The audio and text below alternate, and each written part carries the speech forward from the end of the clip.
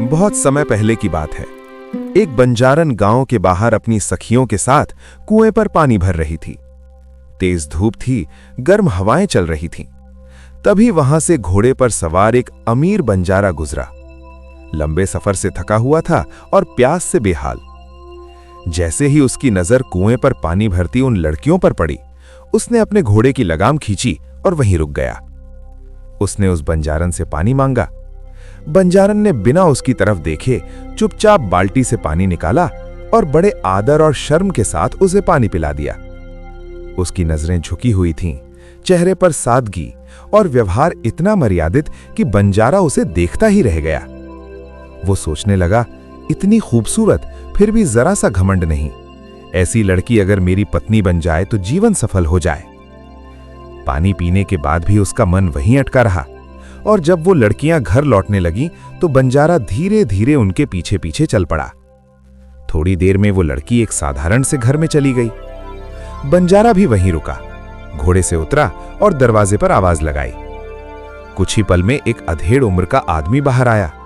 वो उस बंजारन का पिता था।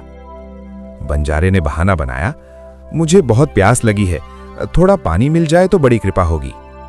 पिता ने उसे अंदर बुलाया और अपनी बेटी को आवाज दी। वही बंजारन फिर से आई, झुकी नजरें, शांत चेहरा, और उसने उसे पानी पिलाकर अंदर चली गई। अब बंजारे ने मौका देखकर पूछा, क्या ये आपकी बेटी है? पिता ने कहा, हां। बंजारा बोला, क्या इसका विवाह हो चुका है या अभी कुंवारी है? पिता ने जवाब दिया, अब तक कुंवारी ही है।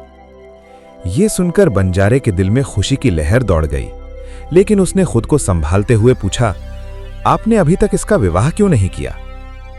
पिता ने गहरी सांस लेकर कहा, मैं गरीब आदमी हूं, इसे किसी बड़े घराने में नहीं ब्याह सकता क्योंकि दहेज देने की हैसियत नहीं, और गरीब घर में इसलिए नहीं देना चाहता क्योंकि मेरी बेटी बहुत समझदार और गुणवान है। मैं नहीं चाहता कि वो गरीबी में दुख झेले। पिता की बात सुनकर तुरंत बंजारा बोला, अगर आपको कोई आपत्ति ना हो तो आप अपनी बेटी का विवाह मुझसे कर दीजिए, मैं आपसे उसे मांग रहा हूं। पिता थोड़ा चौंक गया। उसने कहा, तुम किसी बड़े घराने से लगते हो, मैं तुम्हें दहेज नहीं दे पाऊंगा और मैं तुम्हें जानता भी नहीं। बंजारा बोला, जब मैं खुद आपकी बेटी मांग रहा हूं तो दहेज का सवाल ही नहीं, और आप मेरे गांव आकर मेरे बारे में सब पता कर सकते हैं। पिता सोच में पड़ गया, फिर बोला, मुझे थोड़ा समय चाहिए, मैं अपने भाईचारे से बात करके ही फैसला करूंगा। बंजारा बोला, जैसा आपको उचित लगे, और वहां से चला गया। घर के अंदर पिता ने अपनी पत्नी को सारी बात बताई। पत्नी बोली, अगर लड़का अच्छा है तो हां कर दीजिए, हमारी बेटी की जिंदगी बन जाएगी। लेकिन पिता अभी भी सोच में था। शाम को उसने अपने भाई बंधुओं और बुजुर्गों से सलाह ली। सबने एक ही बात कही, अगर वो खुद झोली फैलाकर रिश्ता मांग रहा है तो मना मत करो, ऐसा लड़का तुम्हारी बेटी को कभी दुख नहीं देगा। आखिरकार सबकी सहमति से पिता ने अपनी बेटी का विवाह उस अमीर बंजारे से कर दिया। लेकिन उन्हें क्या पता था, यह शादी उनकी जिंदगी का सबसे बड़ा मोड़ बनने वाली है। शादी के बाद जंगल में ऐसा क्या हुआ कि बंजारा अपनी पत्नी को अकेला छोड़कर चला गया। शादी के बाद रईस बंजारा अपनी नवविवाहिता पत्नी को लेकर अपने घर की ओर निकल पड़ा। लंबा सफर था, चलते चलते शाम हो गई। उस समय सफर कई दिनों का होता था, इसीलिए रात होने पर उन्होंने जंगल में ही एक सुरक्षित जगह देखकर पड़ाव डाल लिया। चारों तरफ सन्नाटा, पेड़ों की सरसराहट और दूर कहीं जानवरों की आवाजें। उसी जंगल के पास एक तालाब था, जहां एक देहाती सा भोला भाला गडरिया अपनी बकरियां चरा रहा था। शाम होते ही वो अपनी बकरियों को पानी पिलाने के लिए तालाब पर ले आया। बकरियां पानी पीने लगीं और वो गडरिया भी झुककर उन्हीं की तरह तालाब से पानी पीने लगा। थोड़ी दूरी पर बैठा बंजारा और उसकी पत्नी ये सब देख रहे थे। गडरिये को इस तरह पानी पीते देख बंजारे के चेहरे पर घमंड और तिरस्कार आ गया। वो अपनी पत्नी से बोला, देखो इस हरामखोर को, ये तो बकरी की औलाद है। बंजारन ने शांत स्वर में कहा, नहीं स्वामी, औलाद तो इंसान की ही है, बस संगत का फर्क है। बंजारा फिर बोला, नहीं, ये बकरी की औलाद ही है। बंजारन फिर बोली, नहीं स्वामी, ये इंसान ही है। ऐसा 3 बार हुआ। हर बार बंजारा उसे नीचा दिखाता और हर बार बंजारन शांति से जवाब देती। अब बंजारे का अहंकार भड़क उठा। वो गुस्से से लाल हो गया और बोला, अभी शादी हुई है और तुम मेरी बात काट रही हो, आगे कैसे घर बसाओगी? फिर गुस्से में उसने वो कह दिया जो किसी ने सोचा भी नहीं था, मैं तुमसे रिश्ता तोड़ता हूं, जहां जाना है जाओ, मेरे घर मत आना। अगर मेरे घर आई तो मेरी तलवार और तुम्हारा सिर होगा। इतना कहकर वो अपनी नवविवाहिता पत्नी को उसी जंगल में अकेला छोड़कर घोड़े पर बैठा और चला गया। एक पल में सब खत्म। बंजारन वहीं खड़ी रह गई, आंखों से आंसू बहने लगे, दिल टूट चुका था। उसे समझ ही नहीं आ रहा था कि आखिर उसके साथ हुआ क्या। जिस इंसान के साथ उसने जीवन बिताने की कसम खाई थी, वही उसे पहली रात ही छोड़ गया। वो फूट फूट कर रोने लगी। उसका रोना सुनकर वही गडरिया उसके पास आया। उसने हैरानी से पूछा, तुम कौन हो? यहां इस हाल में क्यों रो रही हो? बंजारन कुछ देर चुप रही। उसके मन में बहुत कुछ चल रहा था। अब कहां जाऊं? पिता के घर जाऊं? क्या जवाब दूंगी? लोग क्या कहेंगे? गडरिया फिर बोला, बताओ ना, क्या हुआ? तीसरी बार पूछने पर बंजारन ने आंसू पूछे और बोली, आज ही मेरा विवाह हुआ था, लेकिन मेरा पति घमंडी और निर्दयी निकला। वो मुझे यहां अकेला छोड़कर चला गया। गडरिया ये सुनकर कुछ समझ नहीं पाया, लेकिन उसके दिल में दया आ गई। वो बोला, अगर तुम्हारे पास कोई सहारा नहीं है तो तुम मेरे साथ चलो। आज से तुम मेरी धर्म की बहन हो और मैं तुम्हारा धर्म भाई। ये सुनकर बंजारन को थोड़ी राहत मिली। उसके पास अब और कोई रास्ता भी नहीं था। वो गडरिये के साथ उसके घर जाने को तैयार हो गई। गडरिया अपनी बकरियों को लेकर आगे आगे चला और बंजारन उसके पीछे पीछे। 80%। लेकिन उसे नहीं पता था कि यही फैसला उसकी किस्मत बदल देगा। और एक दिन वही बंजारन अपने अहंकारी पति को ऐसा सबक सिखाएगी जो वो जिंदगी भर नहीं भूल पाएगा। गडरिया बंजारन को अपने घर ले आया। उसका छोटा सा कच्चा घर था, जहां उसकी एक बूढ़ी मां रहती थी। जब मां ने अपने बेटे के साथ एक दुल्हन के कपड़ों में अनजान लड़की को देखा तो वो हैरान रह गई। कुछ कहती इससे पहले ही गडरिये ने सारी बात बता दी, कैसे वो उसे जंगल में रोती हुई मिली और उसने उसे अपनी धर्म बहन बना लिया। बूढ़ी मां को शुरुआत में थोड़ा संदेह हुआ, लेकिन बंजारन की मीठी बातों और सादगी ने उसका दिल जीत लिया। वो बोली, ठीक है बेटी, तुम यहां रह सकती हो। धीरे धीरे बंजारन ने उस घर को अपना घर मान लिया। वो गडरिये को सच में अपना भाई समझने लगी और उसकी मां को अपनी मां। लेकिन बंजारन सिर्फ दुख में डूबी रहने वाली लड़की नहीं थी। वो समझदार थी, पढ़ी लिखी थी और उसने ठान लिया था अब अपनी किस्मत खुद बदलनी है और अपने पति को सबक भी सिखाना है। सबसे पहले उसने अपने उस भोले भाले गडरिये भाई को बदलना शुरू किया।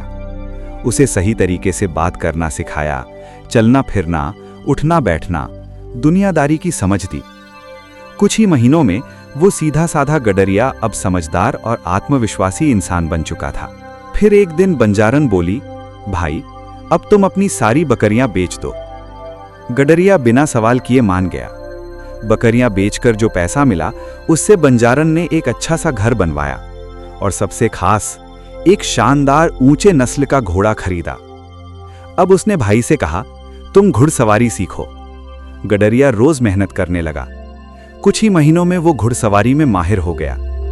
फिर बंजारन ने अगला कदम उठाया, अब तुम रोज राजा की कचहरी जाया करो।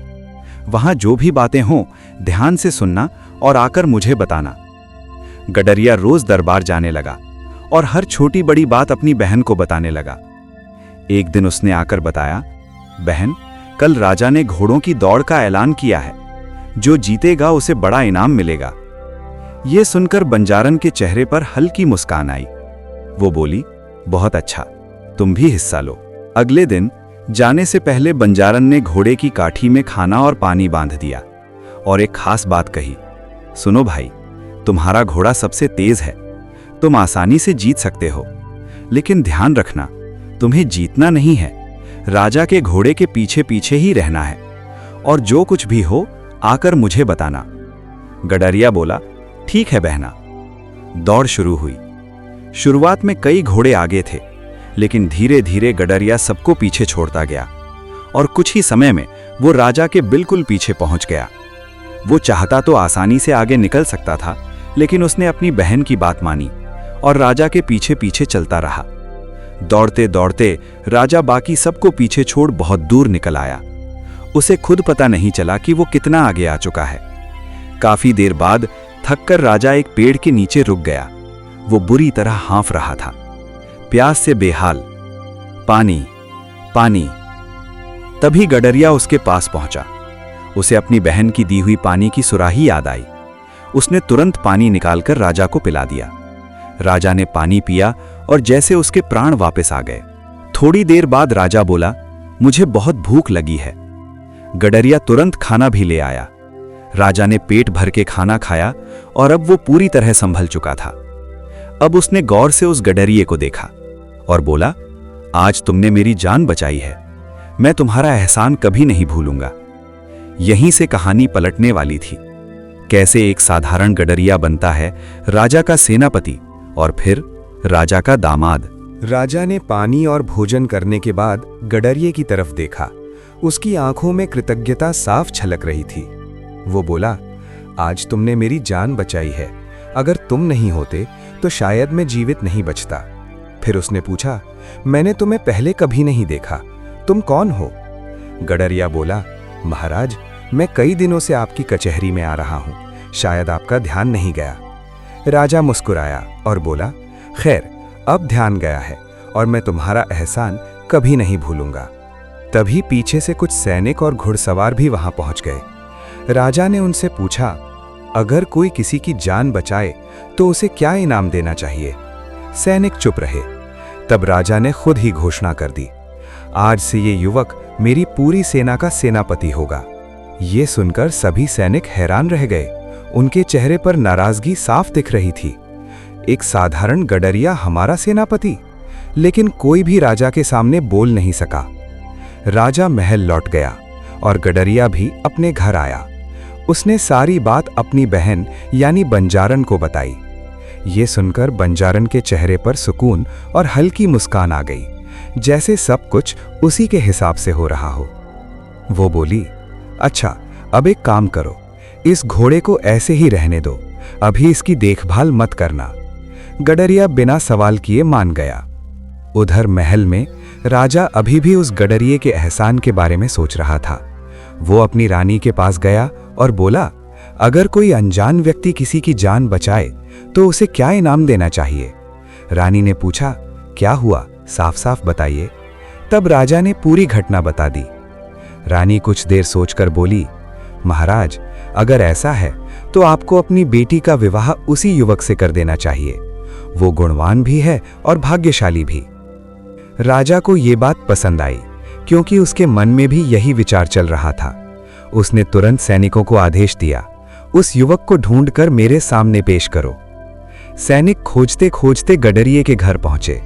उन्होंने आंगन में वही घोड़ा खड़ा देखा और अंदर जाकर बंजारन से पूछा, इस घोड़े का मालिक कहाँ है? बंजारन समझ गई कि मामला क्या है। वो बोली, वो अभी तक घर नहीं लौटा, सिर्फ घोड़ा ही वापस आया है। सैनिक निराश होकर वापस लौट गए और राजा को वही बात बता दी। राजा तुरंत समझ गया, कुछ गड़बड़ है, शायद सैनिक सच नहीं बता रहे। इस बार राजा खुद कुछ सैनिकों के साथ वहां पहुंचा। उसने भी बंजारन से वही सवाल किया। बंजारन ने पहले वही जवाब दिया, लेकिन जब राजा ने कहा, मैं खुद राजा हूं, डरने की जरूरत नहीं, तब बंजारन बोली, महाराज, वो अंदर सो रहा है, मैं अभी बुलाती हूं। गडरिया बाहर आया। राजा उसे अपने साथ महल ले गया और आधिकारिक रूप से उसे सेनापति घोषित कर दिया।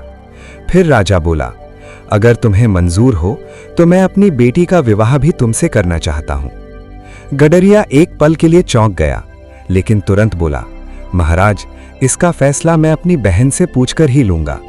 राजा भी हैरान हुआ, पर उसने कहा, ठीक है। गडरिया घर आया और बंजारन को सारी बात बताई। ये सुनकर बंजारन खुश हो गई। वो बोली, हाँ कर दो, यही सही समय है।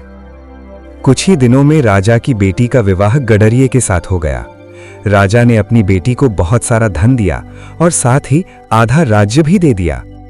अब वही गडरिया जो कभी बकरियां चराता था, एक राजा बन चुका था। वो भावुक होकर अपनी बहन के पास आया और बोला, बहना, ये सब तुम्हारी वजह से हुआ है। आज तुम जो भी मांगोगी मैं दूंगा। बंजारन के चेहरे पर अब एक गहरी शांति थी। उसने कहा, भाई, अब समय आ गया है एक खास व्यक्ति को सबक सिखाने का। अब कहानी अपने सबसे खतरनाक मोड़ पर है। कैसे बंजारन अपने अहंकारी पति को घुटनों पर लाती है और उसे जिंदगी का सबसे बड़ा सबक सिखाती है। गडरिया, जो अब एक राजा बन चुका था, अपनी बहन के सामने खड़ा था और बोला, बहना, आज तुम जो भी मांगो मैं तुम्हें दूंगा। बंजारन ने शांत स्वर में कहा, भाई, तुम राज्य के प्रवेश द्वार पर चुंगी यानी कर वसूलने के लिए एक खास आदमी नियुक्त करो और जब भी फला नाम का बंजारा वहां आए उसे तुरंत पकड़कर कैद कर लेना। राजा ने बिना सवाल किए कहा, जैसा तुम कहो बहना। कुछ समय बीता। एक दिन वही अहंकारी बंजारा उस राज्य की सीमा में दाखिल हुआ। जैसे ही उसने अपना नाम बताया, सैनिकों ने उसे तुरंत पकड़ लिया। वो चिल्लाता रहा, मेरा कसूर क्या है, मुझे क्यों पकड़ा जा रहा है? लेकिन किसी ने कुछ नहीं बताया। बस इतना कहा, राजा का आदेश है, और उसे जेल में डाल दिया गया। 4 दिन बीत गए। बंजारा जेल में टूट चुका था, गंदे कपड़े, बेड़ियों में जकड़ा हुआ। वो सोच रहा था कि मैंने ऐसा क्या किया जो मुझे ये सजा मिल रही है। उधर बंजारन को जब ये खबर मिली तो उसके चेहरे पर गहरी शांति आ गई। वो सालों से इसी पल का इंतजार कर रही थी। फिर एक दिन वो अपने भाई राजा के साथ जेल पहुंची, लेकिन इस बार उसने वही कपड़े पहने थे जो उसने अपने विवाह वाले दिन पहने थे। जेल के अंदर सैनिकों ने बंजारे की बेड़ियां खोल दी। जैसे ही उसने सामने देखा, एक तरफ शाही कपड़ों में खड़ा राजा और उसके पास खड़ी वही बंजारन। उसे पहचानने में एक पल भी नहीं लगा। वो हैरान रह गया। कांपती आवाज में बोला, तुम यहां? बंजारन ने शांत लेकिन गहरे स्वर में कहा, ओह, तो तुमने मुझे पहचान लिया? तो तुम्हें वो जंगल की रात भी याद होगी। इतना सुनते ही बंजारा कांप गया। उसे अपना किया सब कुछ याद आ गया। अगले ही पल वो घुटनों के बल गिर गया। मुझे माफ कर दो, मैं घमंडी था, पागल था, मुझे नहीं पता था मैं क्या कर रहा हूं। एक दिन भी ऐसा नहीं गया जब मुझे पछतावा न हुआ हो। बंजारन चुपचाप उसकी हालत देखती रही, फिर बोली, मैं तुम्हें सजा देने नहीं आई, मैं तुम्हें आईना दिखाने आई हूं। फिर उसने उंगली से राजा की तरफ इशारा किया और बोली, याद है तुमने क्या कहा था? ये बकरी की औलाद है, ये कभी नहीं बदल सकता। देखो, ये वही बकरी की औलाद है। आज ये इस राज्य का राजा है और तुम इसके कैदी। वो सन्न रह गया। उसका घमंड चकनाचूर हो चुका था। बंजारन आगे बोली, तुम्हें अपने धन और ऊंचे खानदान का घमंड था। तुमने गरीब को नीचा समझा, लेकिन इस इंसान ने मुझे सहारा दिया, सम्मान दिया, परिवार दिया। अब बताओ, तुम इंसान हो या हैवान? बंजारे का सिर शर्म से झुक गया, आंखों से आंसू बहने लगे। वो बोला, तुम सही थी, मेरी सोच ही गलत थी। कुछ देर सन्नाटा रहा। फिर बंजारन ने धीरे से कहा, अगर तुम्हारी उस तलवार को जंग लग गया हो जिससे तुम मेरी गर्दन काटने वाले थे, तो मैं फिर से तुम्हारे साथ चलने को तैयार हूं। ये सुनकर बंजारा रो पड़ा। वो बोला, मैंने सिर्फ तुमसे ही प्यार किया है, आज भी करता हूं। मैंने दूसरी शादी तक नहीं की, बस तुम्हें ही ढूंढता रहा। राजा यानी गडरिया भी ये सब देखकर भावुक हो गया। बंजारा आगे बढ़ा और अपनी पत्नी का हाथ पकड़ लिया। मैं वादा करता हूं, अब कभी तुम्हें दुख नहीं दूंगा। दोनों एक दूसरे को गले लगा लेते हैं। राजा खुशी खुशी अपनी बहन को विदा करता है। इंसान की पहचान उसके धन, कपड़ों या काम से नहीं होती। उसकी पहचान उसके संस्कार, व्यवहार और इंसानियत से होती है। अहंकार इंसान को अंधा बना देता है और सही मार्गदर्शन किसी की भी जिंदगी बदल सकता है। और सबसे बड़ी बात, एक स्त्री कमजोर नहीं होती, वो चाहे तो अपनी बुद्धि और साहस से दुनिया बदल सकती है।